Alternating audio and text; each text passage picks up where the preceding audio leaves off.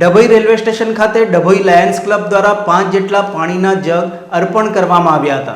Dabhoi railway પ્રશાસન દ્વારા છેલ્લા 1 માસથી છાશનું વિતરણ વિનામૂલ્યે રેલવે સ્ટેશન ખાતે કરવામાં આવી રહ્યું છે, ત્યારે પીવાના પાણી મુસાફરોને મળી રહે તે માટે ડભોઈ લાયન્સ ક્લબ દ્વારા 5 જેટલા મિનરલ જગ રેલવે સ્ટેશન ખાતે અર્પણ કરવામાં આવ્યા હતા। આ પ્રસંગે લાયન્સ ક્લબના વલ્લભ શાહ, બંકિમ જોશી, વંદન પંડ્યા સહિતનાઓએ ઉપસ્થિત રહ્યા હતા। તો રેલવે પ્રશાસનના અધિકારીઓ દ્વારા લાયન્સ ક્લબનો આભાર વ્યક્ત કર્યો હતો।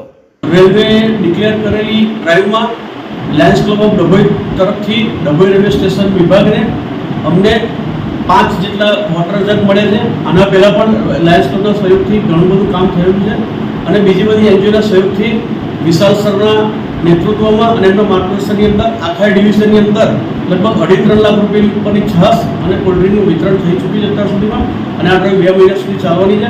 અમે આ તકે લાયન્સ ક્લબ ઓફ ડભોઈનો તથા સર્વે અધિકારીઓનો આભાર માનીએ છીએ કે તેઓએ અમને મદદ કરી અને પેસેન્જરોને, મુસાફરોને